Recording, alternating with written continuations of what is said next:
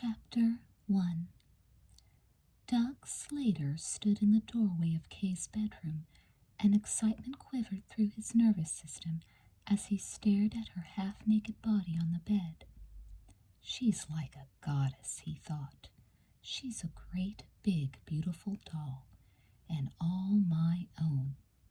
He was the luckiest 43-year-old guy in these United States, he decided.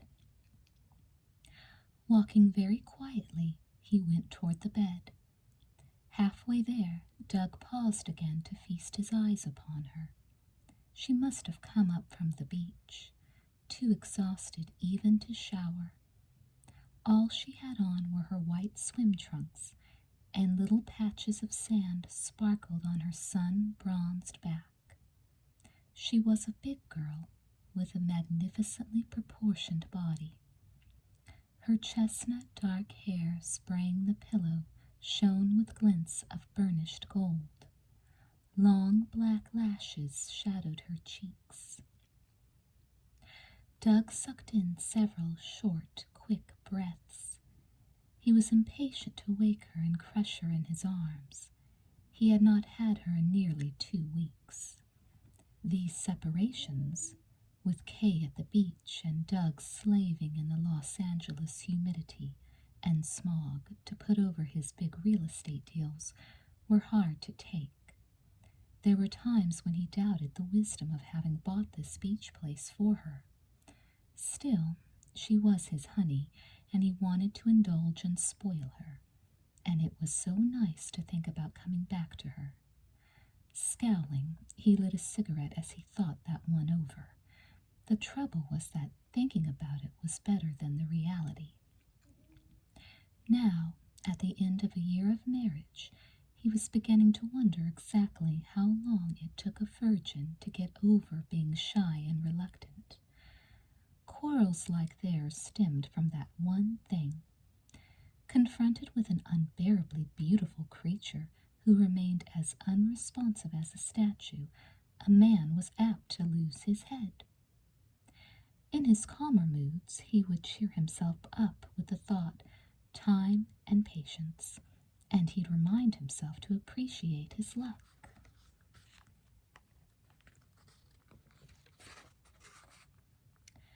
How many guys these days manage to grab themselves a honey who carried the guarantee of no previous experience? Damn few. And if her amorous appetites were a bit slow slipping into high gear, well, a man had to take the bitter with the sweet. Still reluctant to awaken Kaye, Doug turned his gaze to the wide-view window which overlooked the Pacific. A heavy fog bank was moving in. In a few minutes, the dampened chill would come seeping into the room. Can't have my baby catching cold, he thought. He went to her closet to get a robe to throw over her. The mirror over Kaye's dressing table was halfway between the closet and the bed. Doug stopped in front of it to take a look at himself. He hadn't taken time for a shave before he left L.A., and his face looked it. He was the black shadow an hour after shaving type. Unfortunately, as much could not be said for the hair on his head. What there was of it was still jet black, but it was going too fast to please a man who wanted to keep up with a young wife. Doug was also worried about the way he was putting on weight. Without a doubt, he was getting that middle-aged look. He liked rich, heavy food and plenty of it.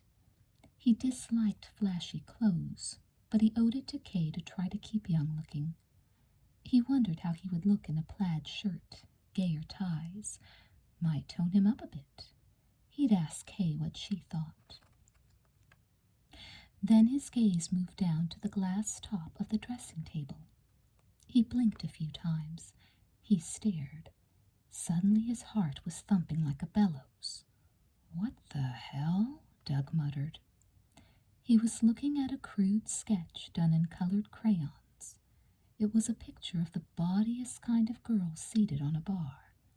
She wore a skimpy, sleeveless, V-necked white dress, the skirt well above her knees.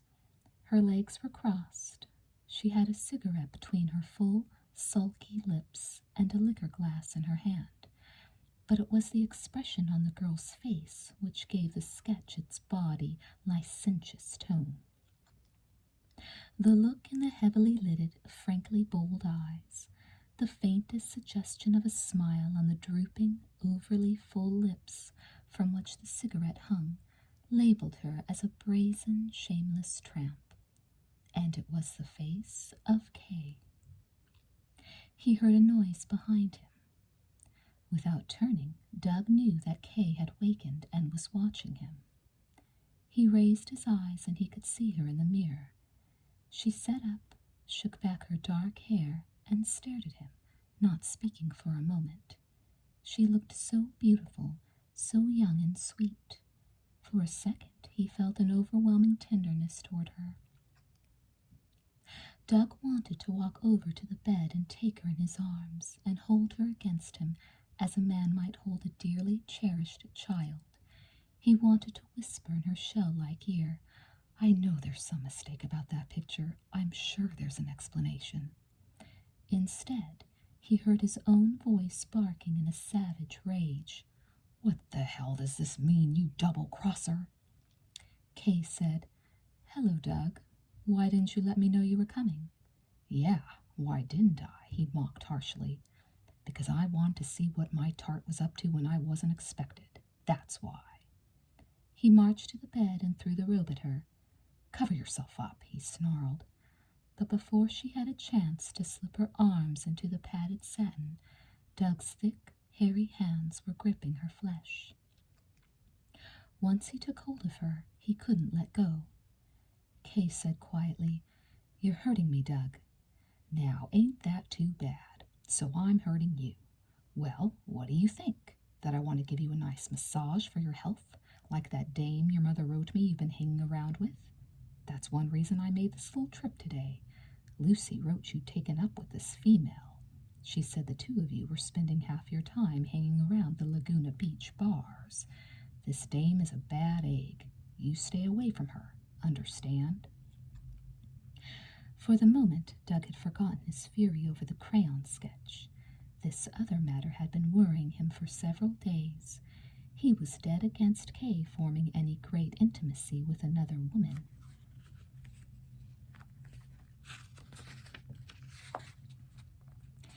He'd seen too much of that sort of thing in his wolfish days. Two dames prowling the bars together. Men naturally assumed they were on the make. Then he had made some inquiries about this Marsha Graham, and what he discovered didn't sound good. He'd be damned if he'd have Kaye getting chummy with one of those sophisticated Hollywood tramps who made a specialty of breaking up other women's homes. "You tell that female to keep away from this house, understand?" "I want a smoke," Kaye remarked casually. She wriggled away from his hands and got up to get one. Doug tried to pull her back, but she was too quick for him. She walked to the dressing table. "Did you hear what I said?" he growled. "About Marsha Graham?" Kaye lit a cigarette and took 2 or 3 deep drags, using the little interlude to collect her thoughts. She stared down at the sketch on the glass table. It was unfortunate that Doug had found that. She had enough trouble with that violently jealous streak which sometimes made him carry on like a madman. This time he had a legitimate excuse to rant and rave, but usually he did not need any excuse. Anything could start him off. Lucy would write him that she had been late getting in from one of her morning horseback rides, or that she had developed a sudden passion for going down on the beach at night. As if a girl didn't have every right to sit on the beach and study the stars if she wanted to, or to go to a movie and be late getting home. But Lucy, who had been more of a jailer than a mother before Kaye was married, had now turned into a snoop. Kaye suspected that Doug paid her mother well to serve as watchdog when he couldn't be around. And Doug's jealousy was unbearable. Recently it had seemed to Kaye that he was not altogether sane in that respect. If his jealous rampages ended in screaming invectives and angry suspicion running out of control, Kaye could have learned to take it in stride, but his jealousy and his amorous appetites seemed to work together. The one whetted and intensified the other, and he was amorous enough without putting on any additional heat. These scenes invariably ended in an orgy of passion which revolted Kaye almost beyond endurance. Doug had been a kind and a generous husband. In many ways, Kaye was fond of him. He was twice her own age, but Kaye had not minded that especially. She had never been in love with any other man. She had been glad to get out of modeling, which was a hard life demanding a great deal of self-discipline. She had thought at first that she was lucky to have landed a well-to-do, middle-aged husband who seemed to worship the ground she walked on. Being a virgin until her marriage, she had little understanding of men and their amorous ways. She had labored under the naive delusion that an older man would be less demanding as a sweetheart than a husky, virile, rampant boy. But Kaye's wedding night had been a whore. Doug had turned out to be as virile and rampant as an unleashed animal. She had never learned to like the intimacies of marriage. It was a pity, because when Doug had everything under control, he was a sweet, lovable soul. But he went out of control with the speed of light. "Are you going to answer me?" Doug demanded. "You mean about Marsha Graham?" Turning, Kaye smiled at him. Leaning against the dressing table, she said pleasantly, "You must know you're talking like an idiot, Doug. I'm your wife, not a prisoner serving a life term." She reminded him that she had every right to have a woman friend, and Marsha Graham was an interesting friend. She had seen a lot of the world. She had done things. She had made her own way since she was 14. And now, at 30, she was still making it. "Yeah, still making other women's husbands," Doug observed nastily. "That seems to be her specialty." Kaye stared at him thoughtfully. Her eyes, which were deep blue under long, thick, dark lashes, now looked nearly black. Invariably, her eyes turned darker and opaque when she was trying to conceal her resentment of Doug's attitude. You'd think he owned her. He treated her like a pet animal he meant to train to sit up on its hind legs and wag its tail. At these times, Kaye longed to tell Doug to go to hell and then to walk out on him. But she was practical-minded, and she knew that men like Doug did not grow on trees. She had not married him for his money. Not exactly. But it was very nice to have a car of her own. This lovely oceanfront beach house which Doug had bought recently, the nice apartment in Beverly Hills, and all the money she wanted to spend on clothes. "Are you trying to tell me," she asked quietly, "that I can't make a casual acquaintance at the beach without your calling in a detective to stir up a little dirt?" Doug denied angrily that he'd ever put a detective to Kaye or on any friend of hers. What he knew about the Graham woman he'd learned from a business acquaintance. The dame was known around Hollywood, where she ran an interior decorating shop. "She had to close it a few months ago," Kaye remarked, "because she wasn't making expenses." "And that reminds me," Kaye said sweetly, "I'd like to have Marsha do over this house, Doug. She has wonderful ideas about decorating. She claims that colors and room arrangements should be built around a woman's personality. She says that this house doesn't suit my personality at all, and I think she's right. You would go out and buy all that stuff in chartreuse and yellow when you know I can't stand those colors. Take the living room, for instance. Marsha would like a bold, flamboyant picture for the keynote piece. Then she would build the colors of the hangings and rugs and chairs around it.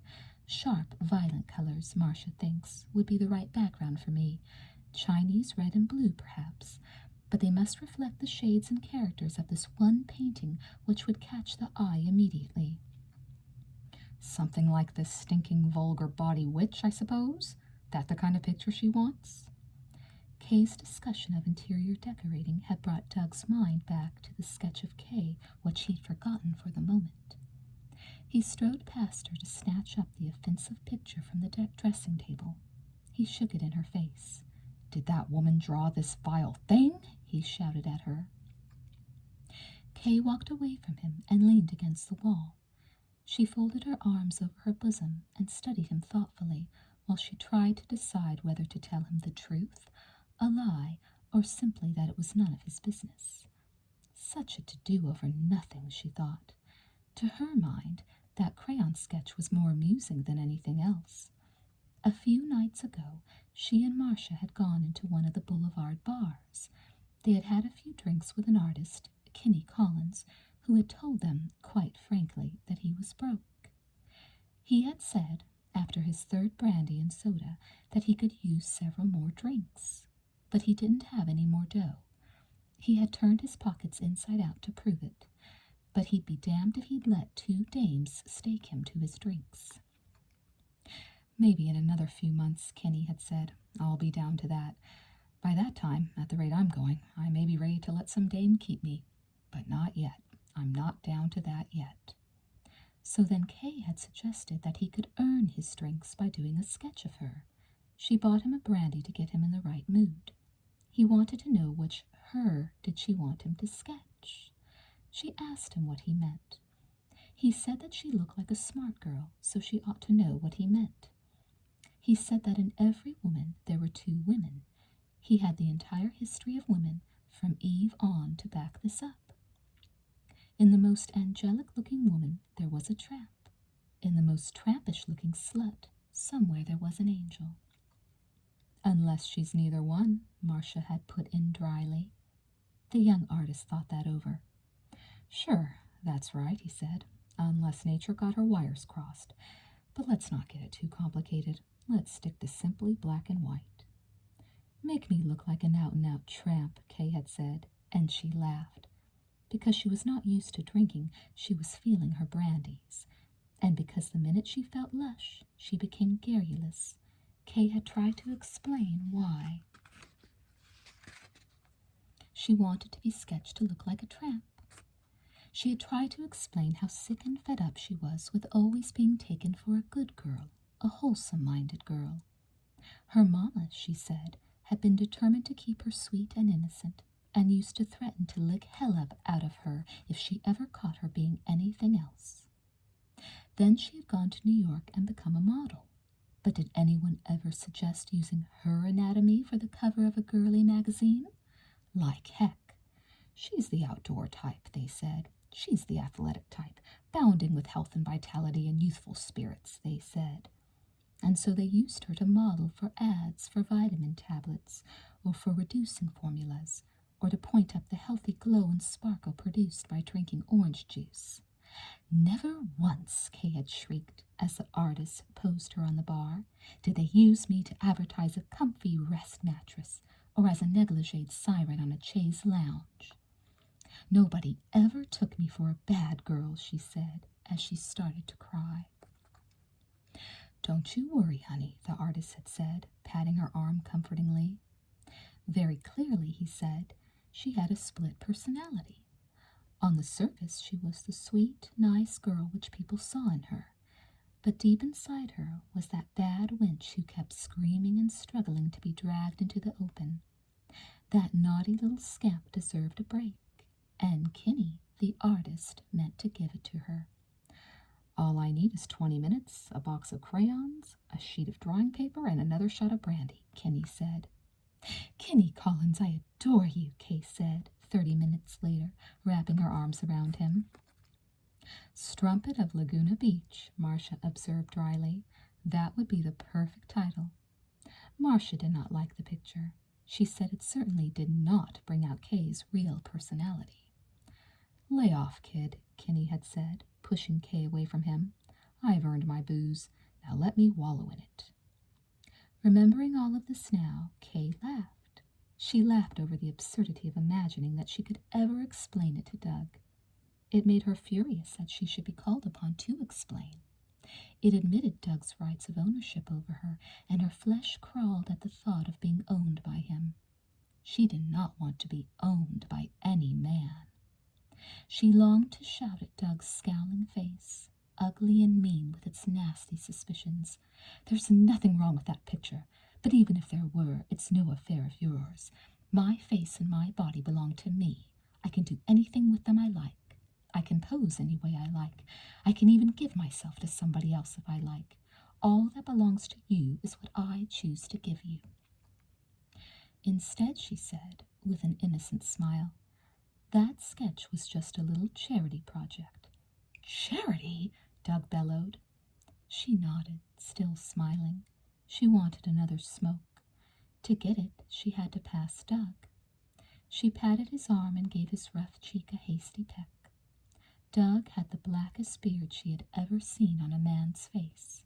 Shaving never seemed to erase it completely, and when he was in one of his violent moods, she imagined that she could see it growing. "Simmer down, honey," she said soothingly. "Just because you did a masterful job of whoring with the lovelies in Hollywood before you married me, it doesn't mean that all women are alike. Nor is it true that every man is a wolf." He grabbed her, and Kaye's sweet smile left her lips. Husband or no husband, no man could handle her as if she were a side of beef. She slapped viciously at his face. "If you can't act like a civilized human being, keep your hands to yourself." She kicked his shin, laughed at his muttered curse, and got her cigarette. Then she walked to the window and stood looking out at the fog before she turned and told him, "Marsha Graham and I went into the Green Bay bar the other night for a drink. This fellow, Kinney Collins, was there. He's a gifted artist, but he's been going to pieces. Right now he's down and out. He had some drinks that he couldn't pay for, and the manager was going to kick him out. I felt sorry for him. I told him I'd pay him $10 if he'd do a sketch of me. This was the sketch." "I see," Doug said. His skeptical tone said that he knew how agile a woman's brain could be when she needed a nice lie in a hurry. "And why did it have to be this kind of a picture? This so-called artist? Was there some reason why he had to make you look like a bold, common hussy?" Kaye smiled a little. She turned back to look at the fog again. "This artist," she explained, "doesn't go in for pretty girl pictures. He says that a beautiful face is only a front to hide the raw, primitive urges which are part of every woman's makeup. He says that there's a little of a savage in everybody, man or woman, and that's what he hunts for. That's what he tries to draw. And that," Kaye said, turning back to Doug, "is what makes him a good artist. Some people claim that Kinney Collins is a genius." She took one look at Doug's apoplectic face and knew that she'd said all the wrong things. She saw him walking toward her, and she was frightened. He was tearing off his coat, then his shirt. He did not unbutton his shirt. He simply ripped it open, as if it were choking the breath out of him. His powerful, striped, animal-like chest was coming toward her. On his head, Doug's hair grew black and straight, and he kept it clipped short. On his chest, it grew long and thick and curly. He was proud of the black hair on his chest. He considered it proof of his virile maleness. Kaye detested that maleness. To her, it simply suggested that he was more animal than human. He grabbed her arms. Once again she was affronted by his brutal roughness. A film seemed to glaze his black eyes. The lids looked reddened. "So this genius has been hunting for the savage in my wife?" "That dirty mind of yours," Kaye said. "I try to explain something to you about the artistic approach, and you have to turn it into something dirty." "I'm very much interested in the artistic approach, baby." He gave her a smile which made her flesh creep. "Indeed I am. I want to hear more about this guy's approach. Maybe I can learn things. I want to hear all about the details. Me, I've always been a little on the rough side, I guess. You've got to remember a few things about me, baby. I was a farm boy. Soon as I left the farm, I had to go to work in a factory. For a long time after that, it was sweat and dig for every dollar I made. I was too busy working to feed my face and find a bed to sleep on to learn any of these fancy touches with a dame. I just kept it plain and simple, the way that came natural. By the time I was really in the chips, I didn't see any reason to change. I seemed to get along okay with the dames, so I just kept on with the old-fashioned methods. I see now that could have been a mistake. You've always been a little on the frigid side, baby. Now I begin to see why. I needed to know some of them fancy artistic touches. Then maybe you'd have liked me better. Am I right? Kaye stared at him in disgust. His face, livid with anger, was very close to hers. She could feel his breath hot on her cheek, in her nostrils. The sour taste in her mouth seemed to be the taste of his mean, unbridled suspicion of her. She actually hated this man, her husband, but she could not get away from those bruising hands. He had her backed against the window. Tell me how this genius goes about making love to you. Tell me, damn you. I want to hear all about it. I think you're insane, Doug. I never saw the man but this one time in the bar. You're a liar. Okay, I'm a liar. I wish you'd let loose of me, Doug. I'm getting a headache. I want to get an aspirin. You'll have a worse headache before I get through with you. I've known right along you didn't love me right. I knew there was something, only I couldn't figure what. He laughed as she tried to wrench away from him, and her satin robe ripped between his rough fingers. There have even been times when I've wondered if you were normal. Then I decided it was because you were a sweet, innocent kid who hadn't been really aroused yet, and all the time it was some other guy. You've probably been cheating ever since I married you. Now it's this genius who brings out the savage in you. Well, how often has he brought it out, huh? How often? He picked her up, carried her to the bed, and tossed her down on it. Immediately, his body became a prison, and there was no way she could get away. She laid her head back wearily on the pillow, closed her eyes, and gritted her teeth. It was not the first time she had had to do that. And then she thought of Marsha Graham, with her dainty, delicately made body. Thought of Marsha's blonde hair framing a small, pointed face which was still pretty. She managed to close her mind to what Doug was doing by holding the picture of Marsha in her mind. Marsha, who had become her dear friend, the first close friend she had had since she was a little girl. Doug scowled down at her. His instinct told him that she had escaped him in her thoughts. "Who the hell are you thinking about?" he muttered. "You trying to imagine it's that artist guy loving you?" She did not reply. He struck her across the mouth. He could be such a gentleman, but in passion he became a brute. Chapter 2. "Where do you think you're going?" Doug said. "What business is it of yours?" "You're my wife, damn it. You'd better remember it." "Correct. Therefore, I don't choose to be treated like a tramp you'd picked up on South Main Street. You'd better remember that." Kaye stood before the mirror, fastening the gold belt of her white silk sport dress. She shook back her dark hair, straightened the part in the middle, and sleeked it to a knot at the back. The severe style accentuated the Madonna-like loveliness of her face. Then she erased that look of virginal sweetness by smearing on lipstick with a bold, heavy hand. She applied eyeshadow. She turned to look at Doug, lying naked on the bed. As usual, he had turned humble and remorseful. Only a few moments before, she had been forced to submit to lovemaking more like brutal assault than the tenderness of an adoring husband. But at this point in the proceedings, he was always ready to treat her like a Dresden doll. "It's because I love you so much that I go half insane, baby." Well, this was one time that baby wasn't going to submit to any more brutal pawing and clawing. She turned to him with eyes as bold and abandoned as the eyes of the girl in the crayon sketch. "I'm going out," she said, "and I don't know when I'll be back. Maybe never." She found her bag, made sure that she had money and cigarettes, and walked toward the door. With a bound, Doug was off the bed. His brain was burning again. He understood that he'd gone too far, but he hadn't been able to help himself. Now the awful torment of which he'd never been free since he married her had come back. Suppose I were to lose her? He knew that was largely the reason for his violent jealousy, and for his passionate assaults on her when he seemed to want to destroy her. He was trying to prove to himself that she really belonged to him, that he was good enough to hold her. Deep inside him he understood that never had she belonged to him, because never had she given herself to him. He had taken, but she had never given. The thought drove him crazy. He tried to put his arms around her. Now he was ready to be tender, the gentle, considerate lover. He reminded her that he had taken the day off to drive down and be with her. "You calm down and give me a few minutes to dress," he wheedled. "I'll take you to Victor Hugo's for dinner. I'll buy you champagne. We'll have fun."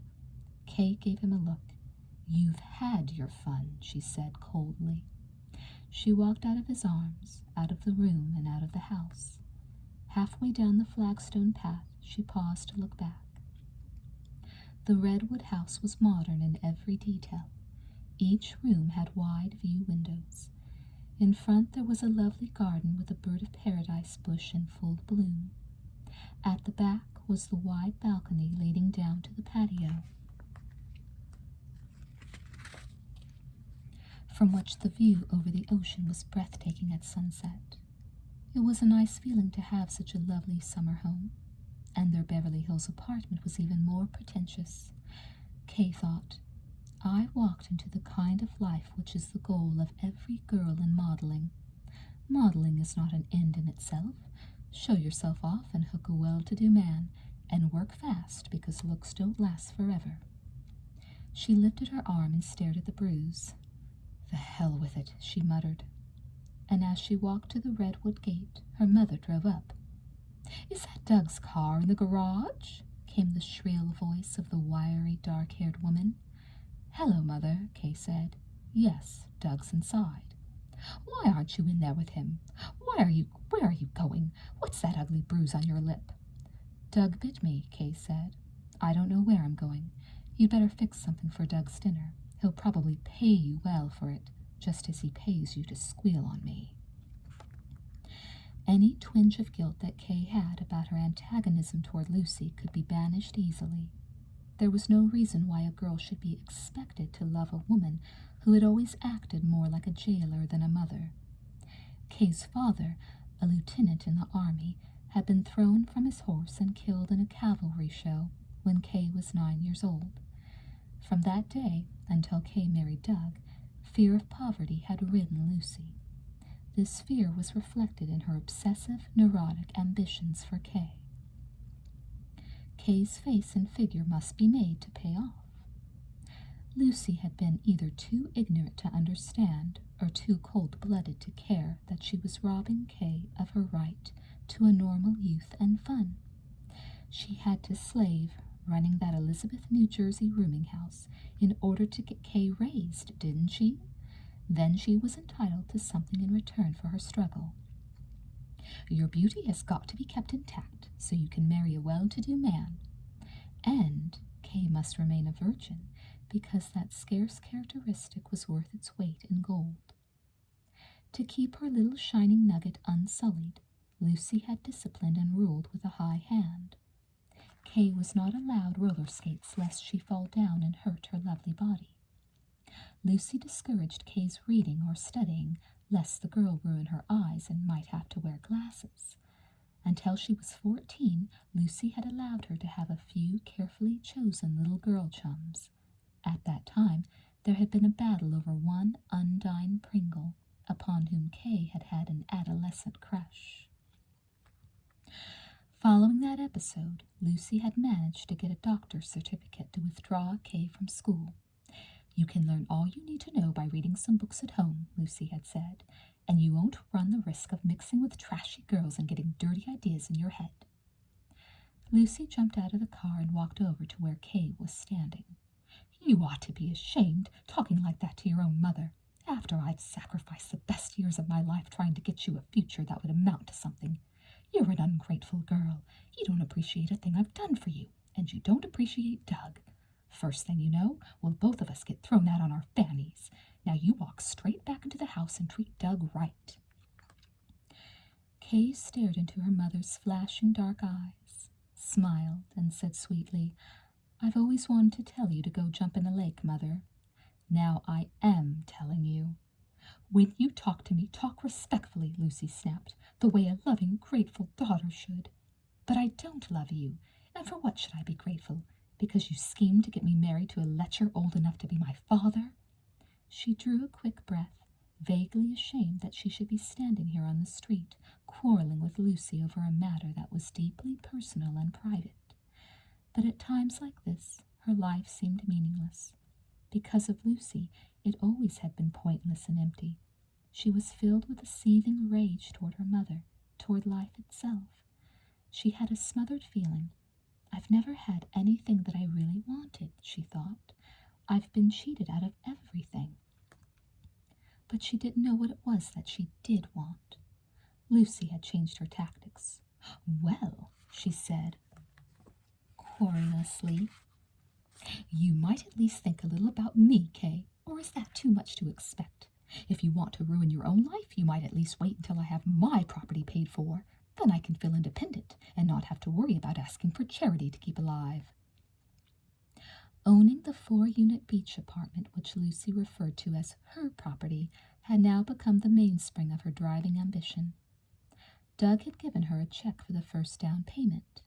From the rents each month, Lucy was able to pay off a little on the mortgage. Lucy spent the better part of her days painting and repainting the cottages, repairing the plumbing, going over the electrical wiring. She could do everything about a house that a man could do. "Or maybe you don't care what becomes of your poor mother," she whined. "You're worrying unnecessarily, Mother," Kay said, not unkindly. "Doug and I haven't split up. He made me sore, and I'm leaving him alone this evening to teach him a lesson." Now she spoke casually, in order not to kindle Lucy's fear of losing the property and avoid one of her mother's hysterical tirades there on a public thoroughfare. "You sure that's all it is? Just a lover's spat?" Lucy had taken off her hat and was rubbing her forehead. She was subject to frightful headaches. "You've been working too hard in the sun, Mother. If your headache gets really bad, I'll give you a massage when I come home tonight.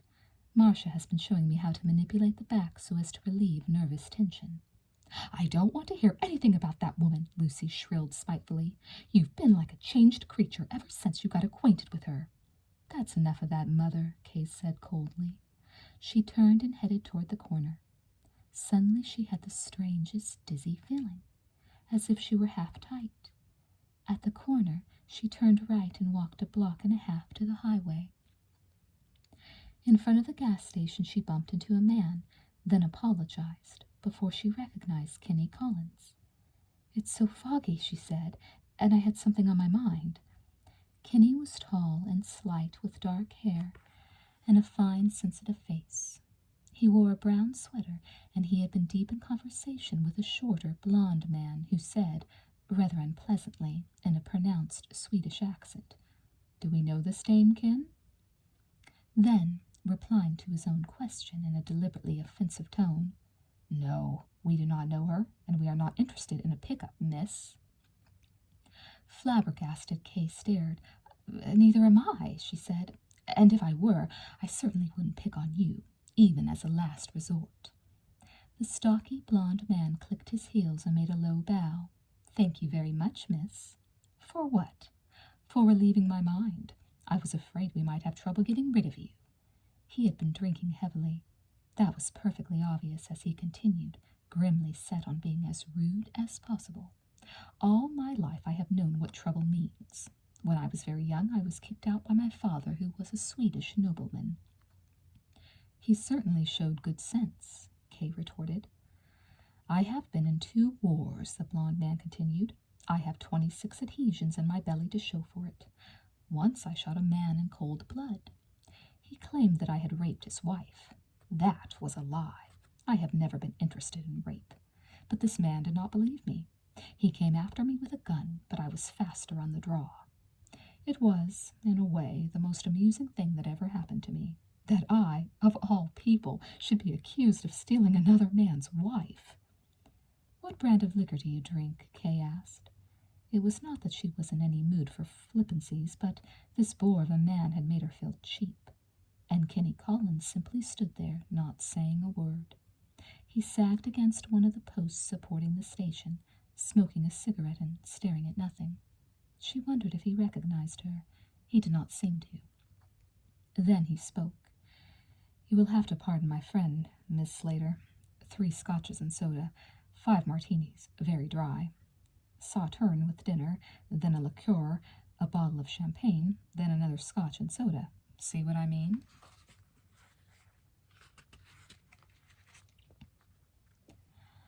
I've never been drunk in my life. I am incapable of becoming intoxicated. That is another one of my troubles. But my main trouble has been eluding women on the prowl. I am afraid of women. I dislike women. Women spend their lives hunting men, then exploiting them once they get them. I do not wish to be hunted down and exploited. I should much prefer a world where there were no women. Do I make myself clear, madame? Honey, Kaye drawled, you make yourself so clear that it's pathetic. Thank you. He clicked his heels and made another bow. However, I do not need your sympathy. I ask only that you let us alone. He turned to the station attendant, who had been filling the gas tank of his sporty British car. Son, how much do I owe you? Kaye wished that her feet would start moving her along, but something held her rooted to the spot. She stared at Kenny Collins. She had heard all kinds of gossip about him, some to the effect that the wife who had deserted him for another man while he was in the Navy had shot his life to hell. Other gossip, of a more unsavory kind, Kaye had not wanted to believe. Now she wondered. By the glare of the neon sign above the station, she could see his flush of embarrassment. About that $10 I owe you, he began. His friend marched back. You owe this woman money? He doesn't owe me a thing, Kaye said quickly. I paid him for doing a sketch of me. It's none of your business anyway. The blond man took out his billfold. My friend's business is my business, madame. My money is his money. He took out a $10 bill. Kenny snapped, Andy, stay out of this. Incidentally, you talk too damn much. Put a few shots in you and you start running off at the lip like a geezer. Andy pushed the bill into Kaye's hand. Kaye twisted it into a tight ball and slung it in his face. Then she walked over to Kenny and patted his shoulder. I liked your sketch, she said, and I like you, but I don't care very much for your pal. Their eyes met. For the first time in her life, Kaye was aware of excitement rippling through her as she stood transfixed under a man's gaze. However, it passed so quickly that afterwards she thought it must have been her imagination playing tricks. Kenny flicked her chin casually, rather insolently. Then he laughed. Come to think about it, Toots, I don't care a hell of a lot for your pal, so that makes us even, right? She asked him who he meant and what he was talking about. He said that she knew damn well who he meant.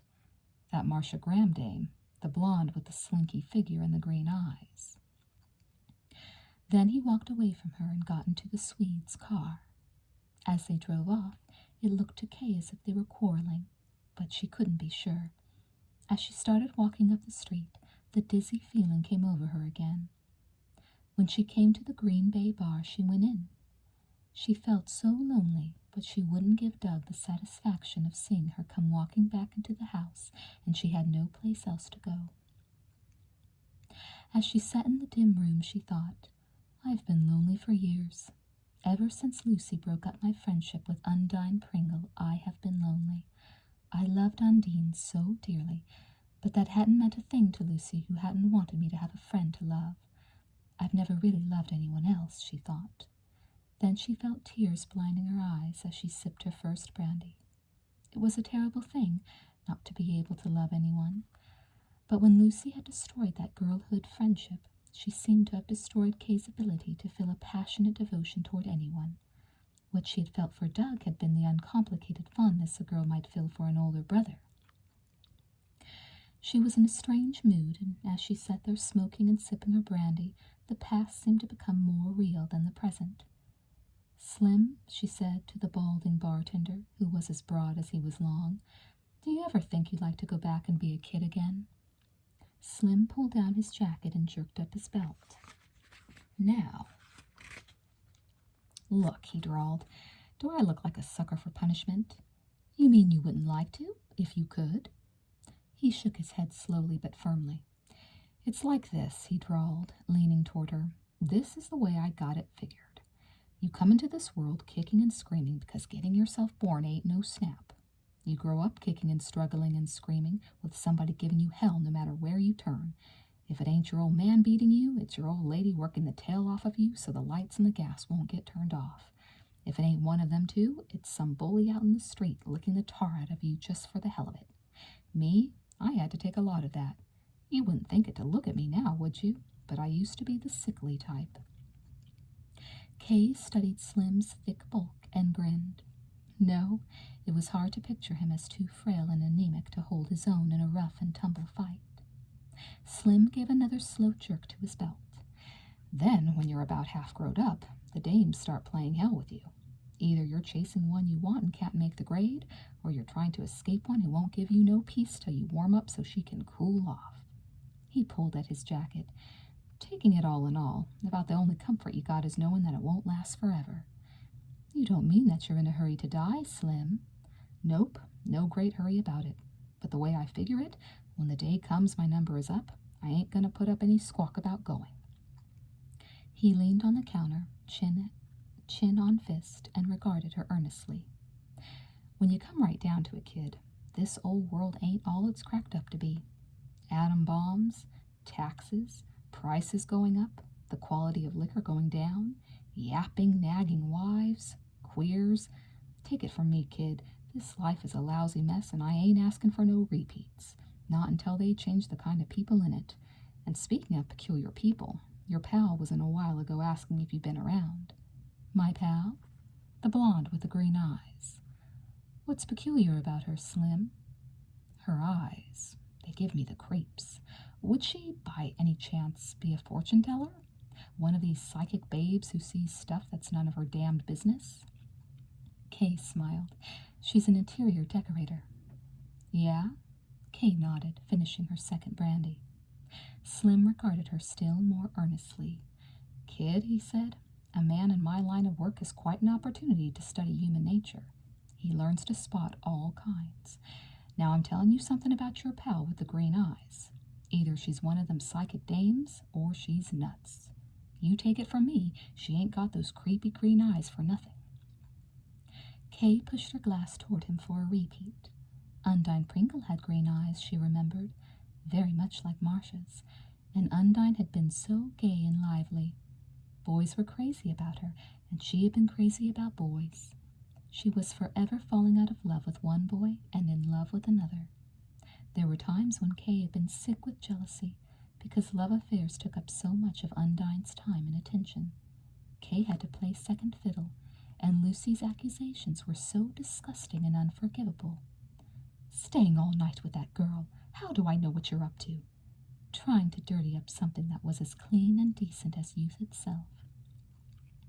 Kaye hadn't even understood what Lucy was hinting at. Not at first. Slim returned with her brandy. "You take a tip from me, kid," he advised. "Don't you let that green-eyed babe go messing around with your personality." Then he scowled and walked away. Kaye turned and said to the blonde woman who had just slipped onto the stool beside her, "Hello, Marsha." As their eyes met, a warm flush rose to Kaye's face. The same thing had happened in that moment when they first looked at one another, very casually over a tea-room table. Maybe it was the woman's curious way of staring at her that gave Kaye this frightfully self-conscious feeling. Marsha did have very unusual eyes. After a moment, Kaye said, "Marsha, what's wrong? You don't look well." With a trembling hand, her friend pushed a cigarette between shaking lips. She snapped her fingers at Slim, who turned to inform her that he was not a dog. Marsha observed that she was in no mood to discuss the point. She directed Slim to bring her 6 martinis, made 3 parts gin to 1 part vermouth. Not, as was his usual custom, of 3 parts dishwater and 1 part olive. She turned back to Kaye, smiled into Kaye's eyes, covered Kaye's hand with her own. "Everything is wrong," she said dramatically in a low voice. "All day I have been considering suicide. I am the suicidal type, you know. I think of death as a lover." "You shouldn't talk like that," Kaye said. "Why not? I like to talk about it. I like to think about it. And I have a special reason for telling you about it, dear." "You and Slim should get together," Kaye said lightly. "He doesn't think life is so hot either." "But then I thought of you, dear, and that gave me the courage to go on living." "I?" Marsha nodded slowly, and the pressure of her hand over Kay's tightened. "Our friendship, it means so much to me. Does it mean something to you, Kay, dear?" "Well, of course." Kay spoke gently because she did not wish to make light of what seemed to be very intense and genuine feeling. At the same time, she did not wish to encourage Marsha to become overly dramatic, so Kay added with a slow grin, "But think of all the adoring men you have to live for." "Oh, men." Marsha grabbed her first martini and swallowed it at one gulp. "Men!" Her harsh laugh made the word an unpleasant epithet. Chapter 3. "What you got against men, Blondie?" inquired the drunk who had taken the stool on the other side of Marsha. "Some guy do you wrong, beautiful? You tell Papa all about it. You just give me this guy's address, Papa fix." Marsha turned and surveyed the drunk with her long, heavily lidded, extraordinarily luminous green eyes. "Kindly stop nudging my leg," she said, not bothering to keep her voice down. "But your legs interest me, Blondie. I happen to be a connoisseur of nice legs. I am also a connoisseur of nice blondes. If I may be so bold as to say so, you look very nice to me in both respects." Marsha looked at Kay and shrugged, as if to ask, "What can you do about a fool like that?" Kay smiled amusedly to conceal a curious feeling of pique, for Kay knew that she was by far the more beautiful, and at 20 she was younger than Marsha by about 10 years. Yet when they were together in a bar or hotel lobby, or when they were sunning themselves on the beach, it was invariably Marsha who attracted the attention of men. It had been that way, too, back in her childhood, during that brief period when she and Undine Pringle had been practically inseparable. Kay had been the beauty, but Undine was the one who attracted the boys. Undine was more petite, more graceful, so much more at ease. Doug claimed that Kay ought to wear clothes with more flash. She wondered if he was right.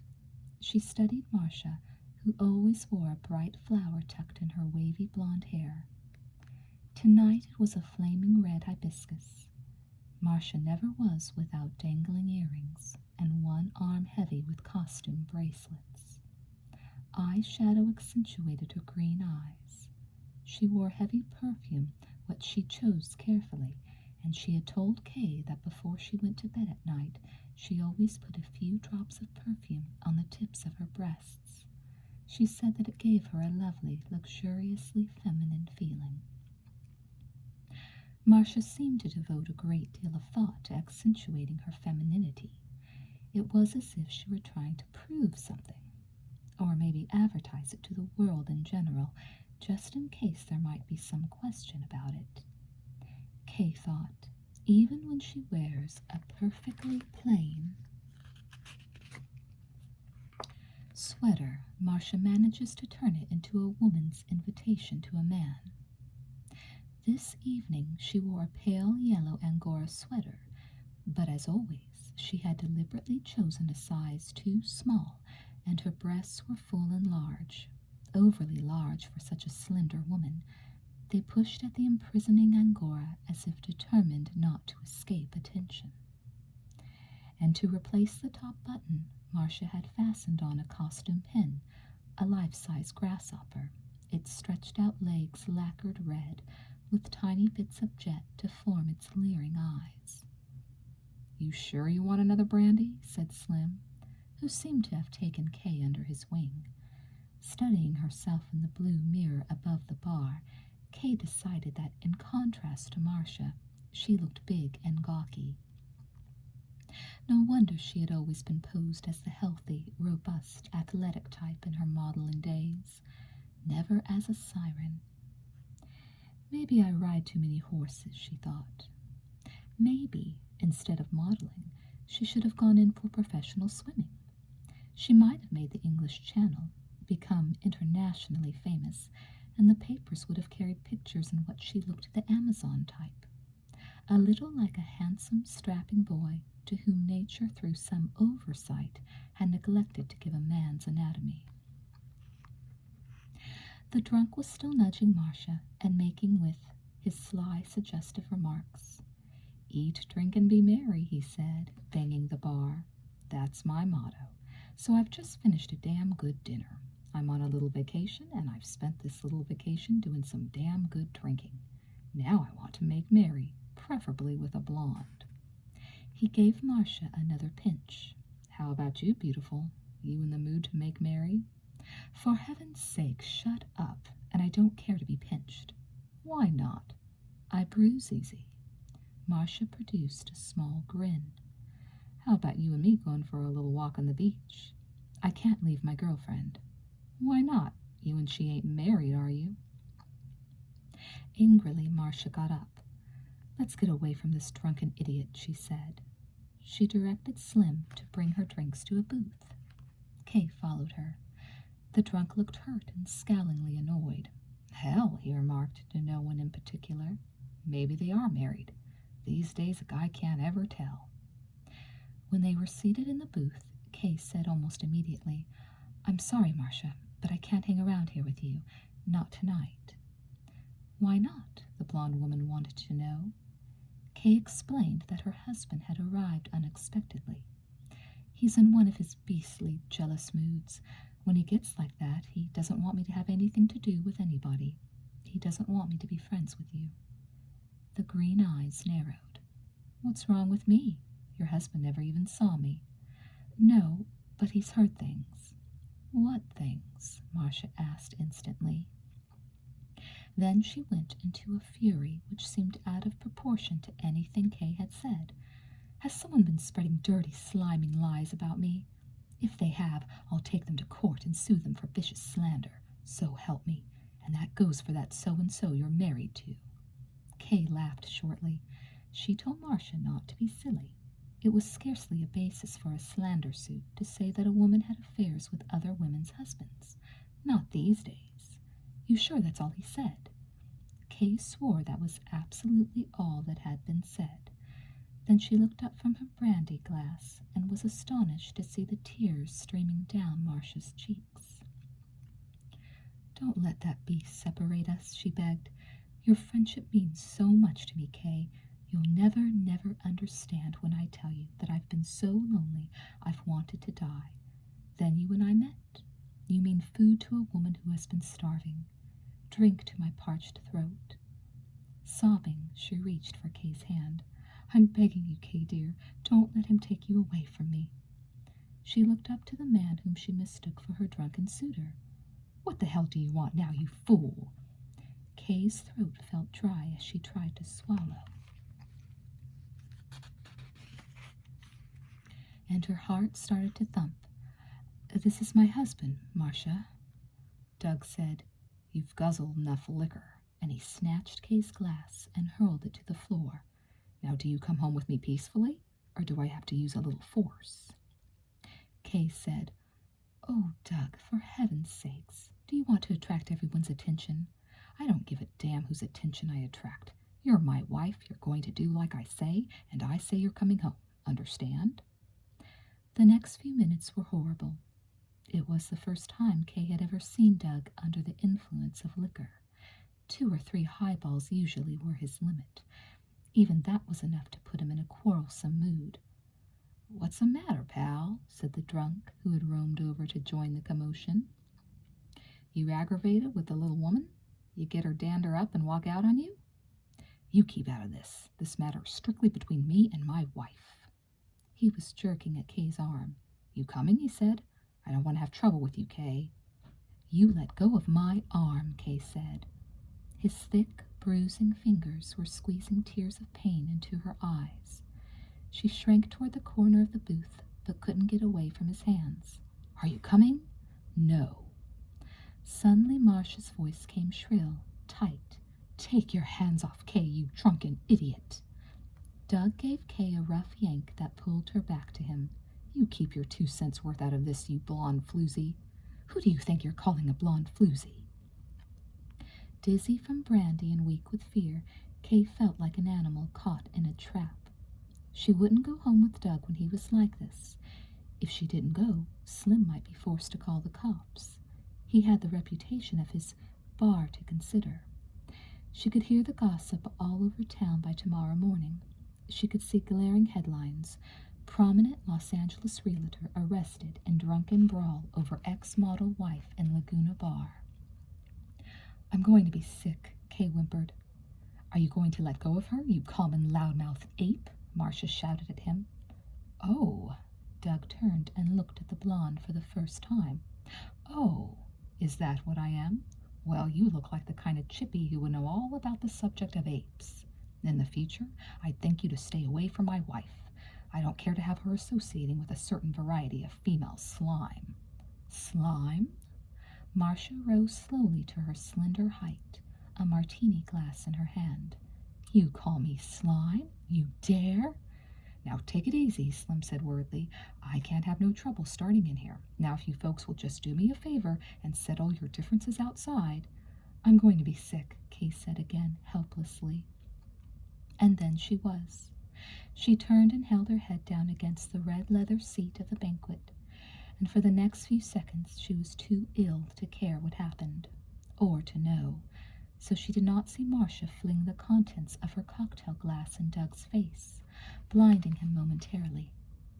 Then she smashed another glass against his forehead. It cut a deep gash. The drunk at the bar belched approval. "Atta girl, I knew you had fire in you, baby. Still, the guy is right. If he wants the little woman to go home, she ought to go home. There's no two ways about it. A little woman's place is in the home." Marsha was leaning tenderly over Kay, whose burning cheek was buried against the leather seat. "How do you feel, dear?" "Sick," Kay muttered, "and ashamed." "Can you get up and walk?" "I don't know. I guess so." "Well, come on, dear. Try. Slim has taken your hubby out to the men's room."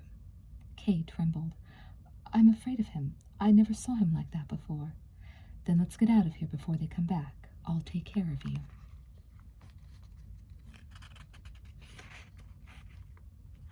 Kay shook her head, making a small, tremulous smile as she looked up.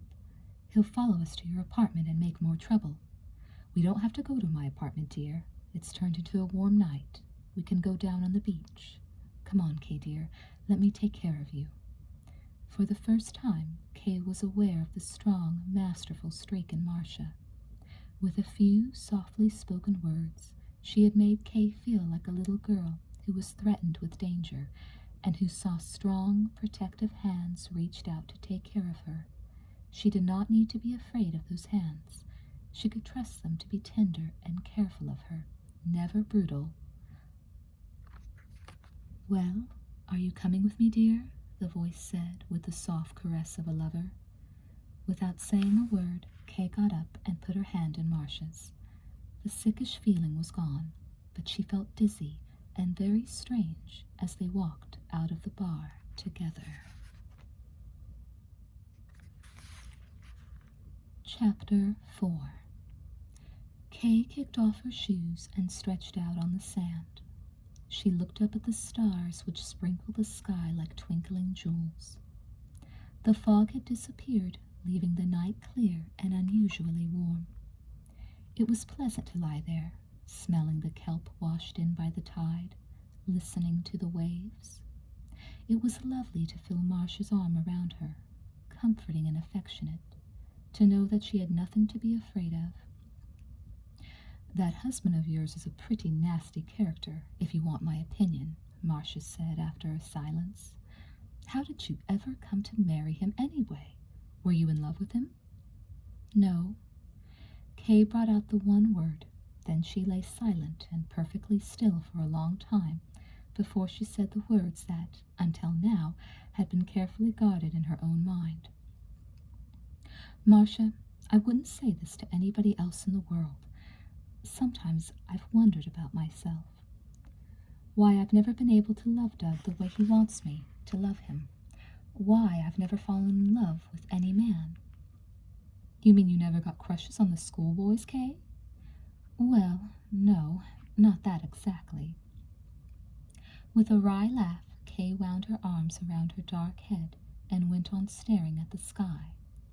She explained that she hadn't had much opportunity for that kind of crushes. Her mother had taken her out of school when she was very young.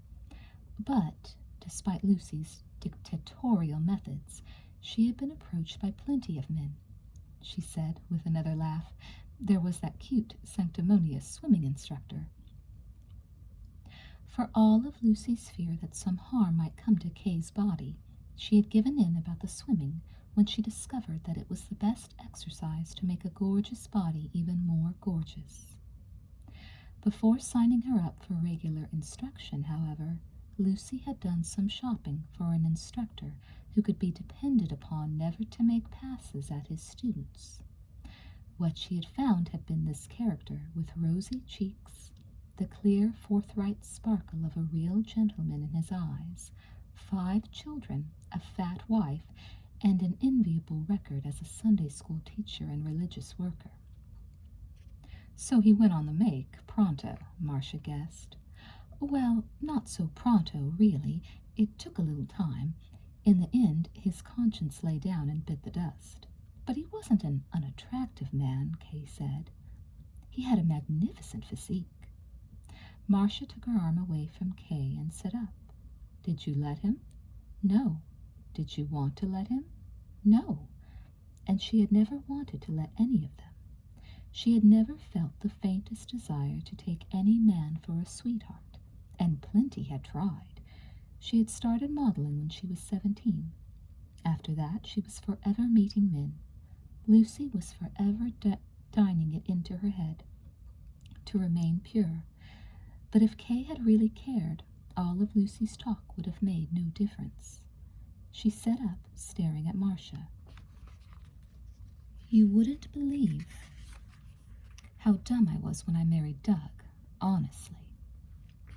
Her mind ran back to the night before her wedding. Shivering with dread, she had stood before her mirror in her virginal white bridal nightgown. It had been made a little like a princess dress, with lace inserts over her breasts, caught in at the waist, then flowing like drifting white foam over her richly curved, milky white thighs. She had tried to see herself as her bridegroom would see her. Her mother had warned her, compared with you, Doug is an old man, and old men want to do a lot of looking. It pleases their nasty, lascivious minds to look, especially when a girl is sweet and undefiled by the hands of other men. Often, when they get on in years, they take a lot of their nastiness out in looking. You'll have to take a certain amount of the bad part, of course, but if you'll just close your eyes and think how comforting it is to have a well-to-do man to take care of you, you can stand it, and it's soon over. Finally, Kaye had managed to argue herself out of her dread of what lay ahead of her. Maybe none of it was as bad as Lucy tried to make it. In the studio powder rooms, she had heard many girls talking with shameless frankness about their affairs with men, and they seemed terribly enthusiastic about being loved. She had heard one girl express the opinion that she'd go stark raving mad if she had to go very long without a boyfriend. So it couldn't be so terrible.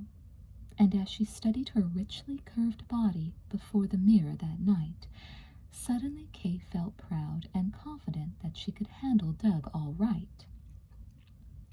Because she was so beautiful, once she was his bride and belonged to him, he was sure to love her even more than he did already. And because of that love, surely he would be gentle and considerate of her. If she made him see that she had no taste for the more violent intimacies of marriage, she was sure he would keep a rein on his physical appetites. I want you to treat me like a beloved little girl whom you adore, she would say prettily, cuddling up to him, making him understand that she loved him too, only not in a physical way. Oh, sure, she would be able to handle him. She had actually been fool enough to believe that.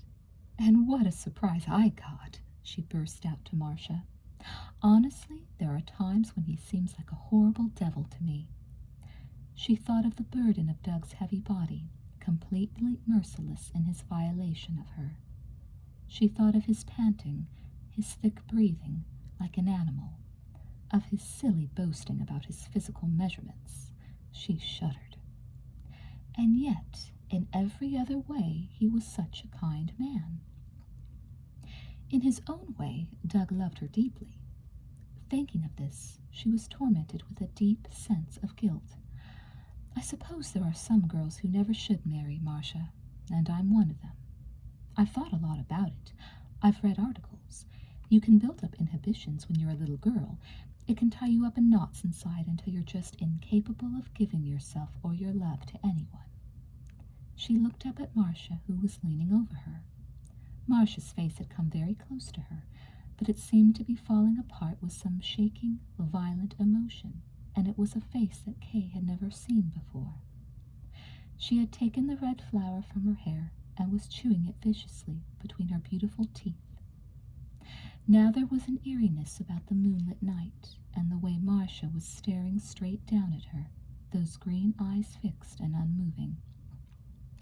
I suppose my talk sounds sort of silly, Kaye said weakly, a tremor in her voice.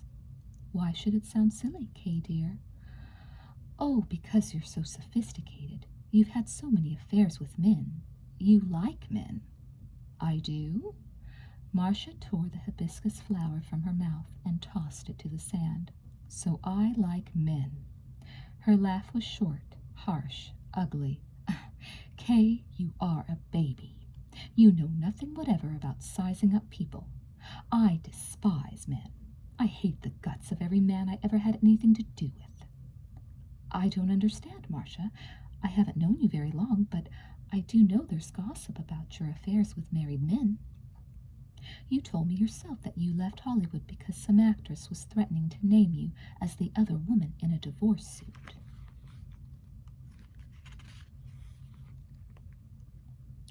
You should have read a few more articles on psychology, Marsha said dryly. You might have learned that there are women who specialize in other women's husbands. That's such a sure-bet way to destroy men. Her voice was shrill. Destroy. That's the only thing I've ever really wanted to do to a man. I'd like to destroy every man who ever walked the face of the earth. Momentarily, those green eyes looked insane. Marsha, don't talk like that.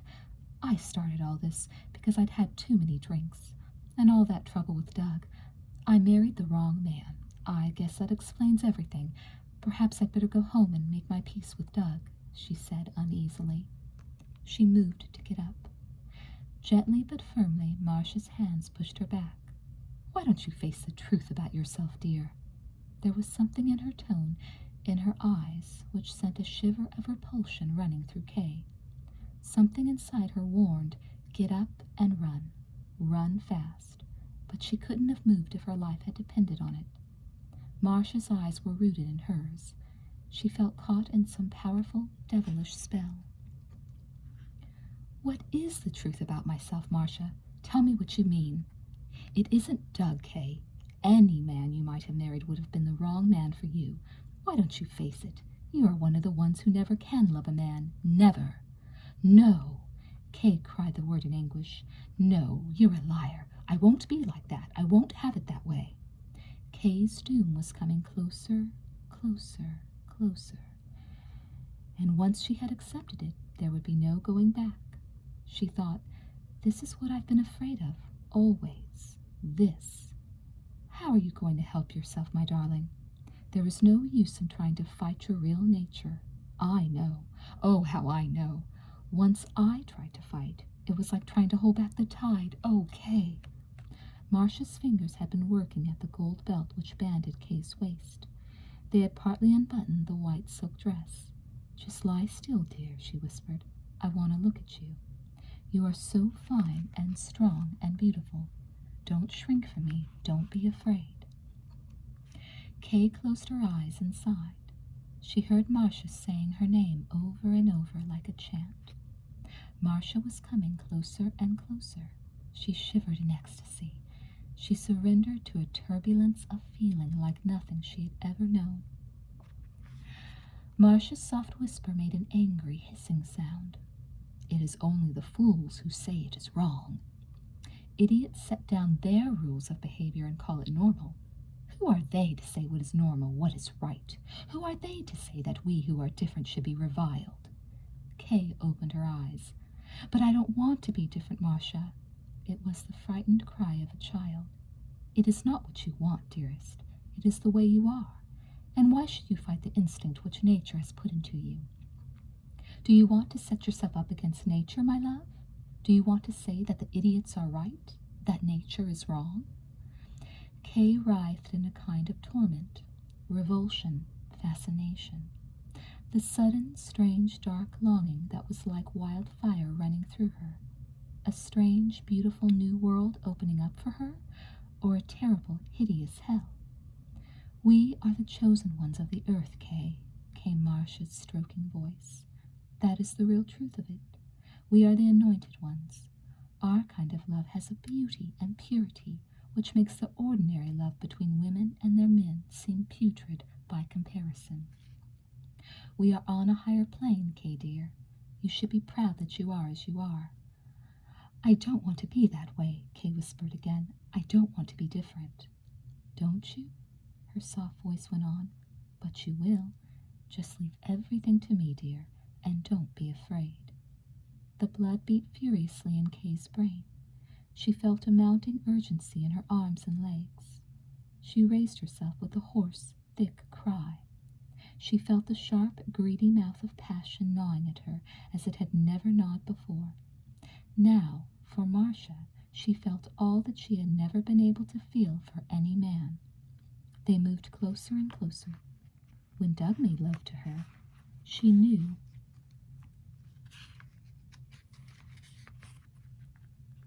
only a wild, angry, violent urge to hold fast to her own individuality.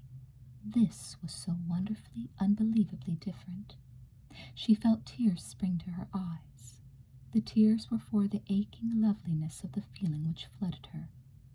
Marsha's low cry of pleasure and delight aroused her to still more aggressiveness, and Marsha whispered back in a low, vibrant, caressing tone, I'm going to make you so happy, my dearest, so happy. Chapter 5. About 5 blocks from where Kay and Marsha were on the beach, Kenny Collins lay on the studio couch in the small living room of the cottage which faced the boulevard. He was stripped naked, and his lithe, fine physique resembled that of a beautifully muscled Grecian statue. He had a cigarette between his lips, and on the table beside the couch was a tray piled high with cigarette butts. He stared ahead of him through the open window which faced on the street, and he saw a man and a girl pause briefly to embrace each other. He heard their soft laughter as they broke it, walked on, and Kenny shivered. Then he heard the heavy truck, the motor laboring to pull its burden to the top of the grade. Like the truck motor, Kenny's brain felt burning and driven. The awful struggle within him was back again. When it came, he saw himself as a misfit who was not up to coping with this world. It frightened him to wish that he'd never been born. It frightened him still more to think that he might live to be an old man of 60 or 70. Another 30 years. 40. 40 more tormented years made up of the kind of frustration and defeat he'd known in his first 30. Ugly gossip had it that he was different. I sure as hell am, thought Kenny, but I'm no damn homosexual. What did they call a guy who wanted neither women nor men and who hated himself? There's no way out of the mess, thought Kenny. When he was a kid, the women had started to louse up his life. A possessive mama, an adoring grandma, and 3 old maid aunts. They all tried to use a beautiful, sensitive, dreamy-eyed boy to make up for the loves they had missed. They had smothered him with love. To avoid being stifled and swallowed alive, he had escaped, when he was 19, to the amorous favors of a French girl whom he met during the war when he was on leave in Paris. A whole month. Marie had promised to wait. When he'd return, they'd marry. The one really lovely, beautiful time of his whole life. But a short time after she gave him her promise, Marie had written that such a lovely time really was not life. It was like a pretty dream. This was the letter in which Marie had told him that she had married her peasant sweetheart. She hoped to have many fine sons. She hoped that Kinney would have the same. She remained, respectfully his, Marie Chambreau. Kinney heard the flush of plumbing in the bathroom. That Swede's drinking habits were enough to make a guy puke. First, Andy would take on enough of a load to make any 6 guys pie-eyed. Then he would stick his finger down his throat. 10 minutes later, he was ready to start all over again. Kinney had never really liked the Swede, but Kinney had been broke, discouraged, completely without incentive to do anything but hang around the beach and live from day to day. And he'd been so damned lonely. 6 months after he went back into the Navy, his mother had died. When he finally returned to the States, he and his old man had quarreled about everything from soup to nuts, mostly about Kinney's drunken marriage to a cheap chippy back in his hometown in Wisconsin. Afterwards, he had refused to live with the girl. She had taken out her spite by spreading lies as to why the marriage hadn't lasted. He was too busy with his boyfriends to have time for me, the girl had told everyone. Sam Collins, a banker, was an extremely proud man.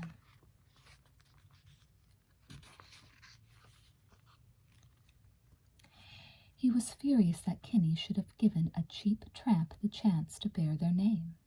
A hot-tempered man, he ordered Kinney from the house with harsh, biting words. A few months later, he died of a heart attack, leaving Kinney a small allowance from a trust fund. Kinney and George Anderson had met on the beach. Kinney was an excellent swimmer, but George was a more powerful one. George had been an amateur wrestler for several years, and had managed to save some money. Now it was his idea to pick up odd jobs during the winter, spend his summers swimming, sunning himself, and eating Italian food which he adored. If he could find a nice, congenial pal to shack up with, it would save expenses, and there would be some other advantages, too. "Nothing doing," Kinney said when Andy first put it up to him. "But think it over, man. Consider what a satisfactory arrangement it would be." "You heard me the first time, Andy.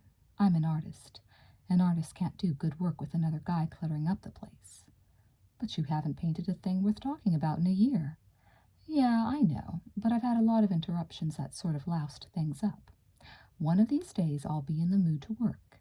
"Damn it, can't you understand English? I said no." "Why?" Andy kept it up. Kinney knew perfectly well why. He should have punched Andy in the nose long before this. He had the guy spotted and tagged from that first day. A guy didn't do a stretch in the Navy without learning about guys like that. It didn't matter how masculine-looking the guy was. You could tell something about their eyes, their way of looking another guy over, the way they did not look at women, or if they did, something close to hatred in their eyes. "Now look, pal, think of the money we'd save on rent by living together, and on food." "How would we save on food?" asked Kinney, who could barely make coffee or boil an egg. Andy was quick to explain that he was quite a hand around the kitchen. Nothing he liked better than to cook, experiment with new dishes, sauces, make salads. He even liked to clean and tidy up. "The hell you do," said Kinney with elaborate sarcasm. "Just a little jewel around the home, huh? Listen, you want me to tell you something?" "What?" "You can go straight to hell, get me?" "Don't talk to me like that, please." Tears had come into the powerfully built blond man's eyes. In a sudden rush of emotion, he had moved and laid a hand on Kinney. They were lying on a beach blanket, isolated in a cove formed by several huge, jagged rocks. No one could see Kinney when he struck the other man across the mouth. But there was no real force behind the blow. There were times when Kinney had suspected that he himself was bisexual. Nature played tricks like that on plenty of guys. He thought of Monty Glassford, the sailor with the long lashes shadowing drowsy blue eyes, and the wide, sensually curved effeminate mouth. He thought of the night the two of them had slept under the stars on a beach in the far Pacific. He thought, who the hell am I to talk? And when the telegram had come 2 days later, informing him of his father's death, when Andy found Kenny sobbing like a heartbroken kid, he had been as gentle and comforting as a woman. That same evening Andy had moved into the cottage with him. That was several months ago. They had been together ever since. In some ways it had been a very satisfactory arrangement. It did save on expenses, which is very, very fine, Kenny would say to himself in deepest contempt. Thanks to my very good, generous friend, I can go right on living like a lazy bum. My friend lends me dough when I'm broke, which is most of the time.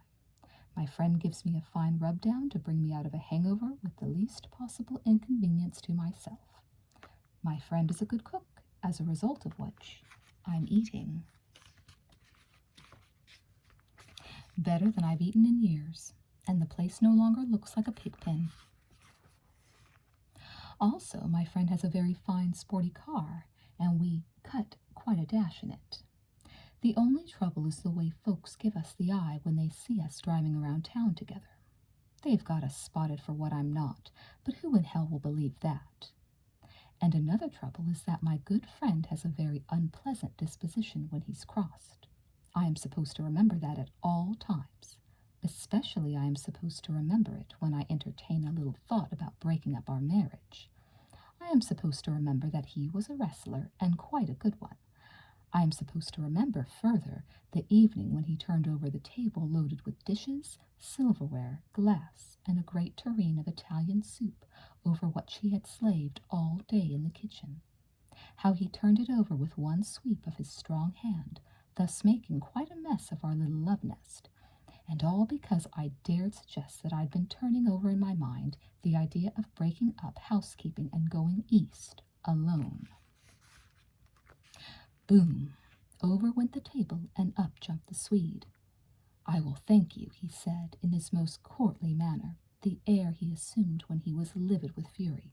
I will thank you not to start such ridiculous talk at the beginning of a meal. It ruins my appetite. Andy came into the room now. He had showered. Now he was toweling himself thoroughly. He bounced a little on the balls of his thick, bare feet. I'm sick of looking at the guy, Kenny thought. I never did like him, really. We gotta have this out sooner or later, so I might as well get it over with. Look, he said, tomorrow morning, first thing, I want you to pack your stuff and get the hell out of here. The Swede smiled as if Kenny were joking. The first problem, thought Kenny, is to get it through his thick head that I mean every word of it. But do I? Andy walked over to the window and drew the drapes. He walked to the table beside the couch, took Kenny's tray of cigarette butts and pitched them in the small open fireplace and returned the tray to the table. Then he continued to tell himself. He's like a damned old woman, Kenny thought, always tidying something up. If that wasn't a laugh. This ex-wrestler, this stocky hulk of a man, so-called. What's wrong, he said. Have I done something to displease you, my friend? Oh, for Pete's sake. Kenny jerked upright. Cut out that phony line. If you can't talk natural, don't talk at all, damn you. You like this way of talking better? Andy strode back across the room and stared down at Andy. His eyes were small and ugly. His small mouth quivered.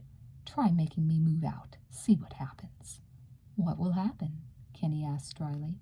I'll smear your name all over this town. I'll make you ashamed to look people in the face. I may decide to go to the police. As you know, there is a drive on to clean up the town in certain respects. I suspect the authorities would be very grateful for what I could tell them. I'd tell them you are a stinking liar, Swede. Who would they believe? I'd tell them that our friendship has been solely a matter of two guys shacking up to live cheaper than one. I'd tell them that I was very glad to acquire such an excellent cook, since restaurant food cooked in cheap grease upsets me. I'd tell them that we devoted the first half of the long, beautiful nights to getting lush, the second half to settling world problems. Who would they believe? The dreamy-eyed, beautiful young man with his effeminate mannerisms? Or Andy thrust out his powerful sun-bronzed chest, the ex-pug whose masculinity sticks out all over him. Blackmail, Kinney thought. He ran his tongue over his dry lips. Whether Andy's abnormal sex desires were a result of early conditioning, Kinney did not know. Andy claimed that they were. As a youngster, Andy reported, he had been too painfully shy ever to approach a girl. When he was 14 or 15, he had formed an attachment with his football coach. And the pattern had been set. He had found the arrangement thoroughly satisfactory. Since then, and he was now 36, he had never had the slightest urge to approach a girl. Women bored him. Women were parasites, according to Andy. They were interested primarily in using a male as a combination convenience to service their sexual urges and as a meal ticket. He wanted no part of them. But when he takes a yen for the kind of thing he does want, Kinney thought, no woman could match him in his determination to hold on. Why the hell was I ever fool enough to get tied up with the guy? Kinney wondered. Suppose he did go to the police with a foul, lying yarn. Could they arrest a guy for indecent practices on another guy's say-so? Did they demand actual proof?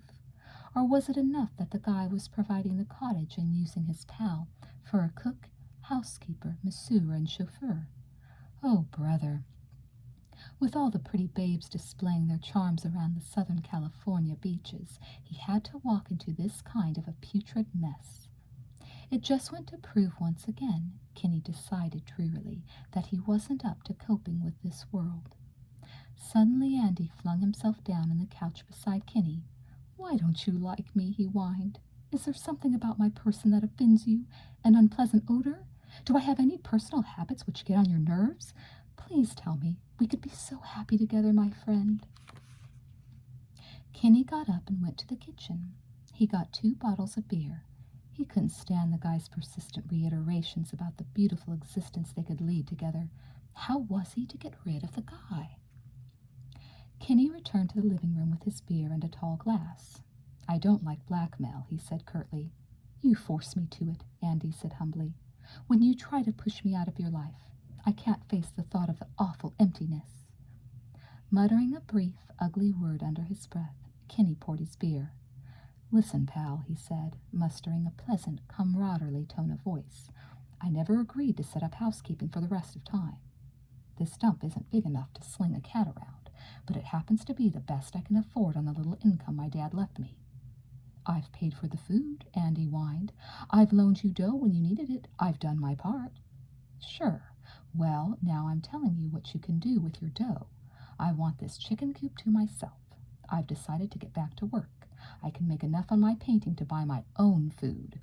"Don't be crazy. Without me to help you out, you'll starve." "Okay." Kinney downed his beer, poured another glass. "I'll starve." The thick, blond man bounded to his feet. "Kinney, I love you. You are my friend. You are my brother. We have an affinity of the mind. In time we will have all the rest. After you get rid of your foolish, stupid, middle-class idea that because society says a way of living is out of bounds, it is indecent, we could go to some new place where we are not known. There have been many cases where 2 men have lived together, one dressing as a woman. Until one of the men died, the truth has never been discovered." Kinney stared at the other man. Then, with a thick laugh, he flung the glass of beer in his face. "I told you once, now I'm telling you again. Get the hell out of here. Please, Kinney, do not treat me like this. I cannot stand it. Get out in the morning." The rage moved slowly across Andy's broad face. It turned his eyes into small, venomous pig eyes. "It is that woman we met this evening," he declared. "You have not acted the same toward me since. I noticed the difference as soon as we drove away in the car. She seemed to know you rather well. She has been supplying you with money. She has turned you against me." "Very well," he snapped. "I will take care of that little filly in short order. She will change her mind about you after I have told her that I have a prior claim." As always, when he was angered, Andy spoke carefully. "Precisely. I can very well imagine her expression when I explained to her that you and I—" Andy never finished the sentence, because right then Kenny brought the beer bottle down over his skull. Caught by surprise, Andy had no chance to defend himself. He went down, and Kenny jumped on top of him, tossed the bottle aside, and began to beat him with savage, shaking hands. He had lost all control. There was a temporary madness in his brain. He was not beating and pounding at Andy alone.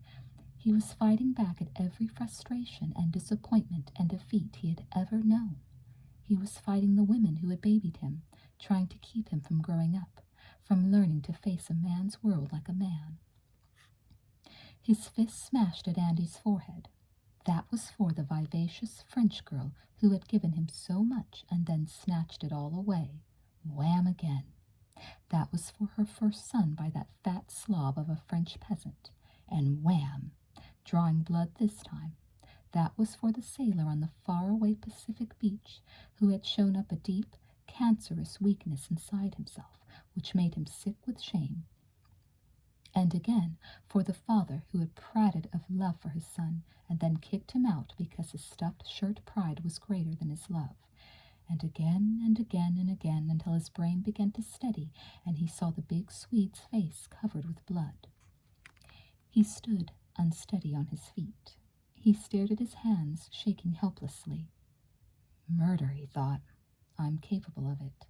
I'd better watch myself. He brushed one of the shaking hands across his eyes. He could not see clearly.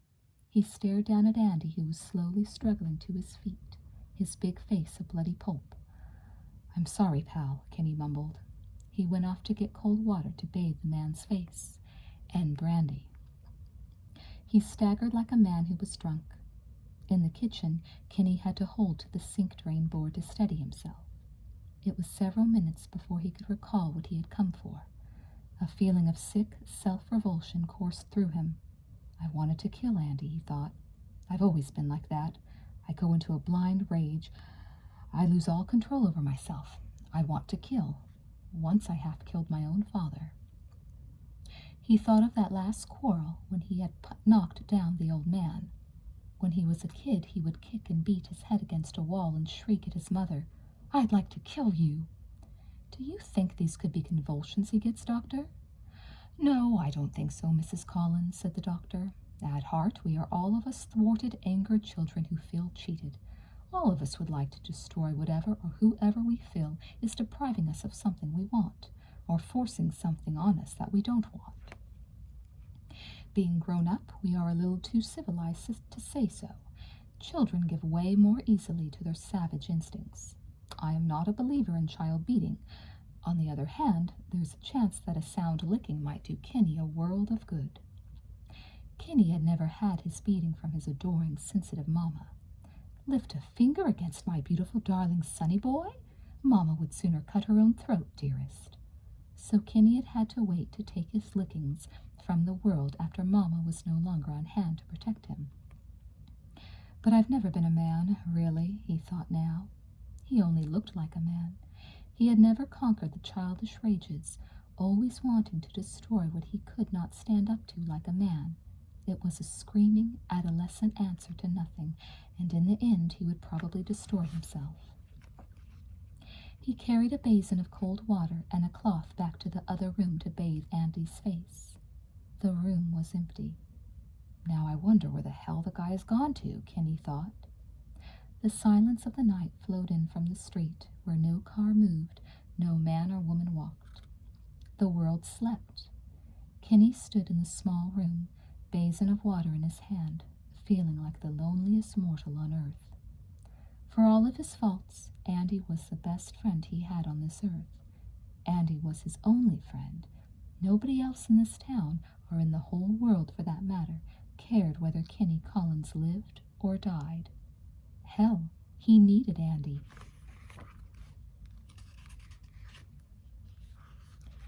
Just as much as Andy needed him, only for a different reason. He switched off the lights and threw himself down on the couch. He wished that he had a drink, but he was too tired to get up and get one. He was tired all over, and his brain felt on fire. He tried to imagine that he was a kid again, that in a moment his mother would come in to kiss and comfort him and tuck the covers around him. He wished that he could remember how to pray. He wondered what was to become of him. He hoped that Andy wouldn't stay sore. He mumbled, "Best friend I ever had, that Swede." He slept.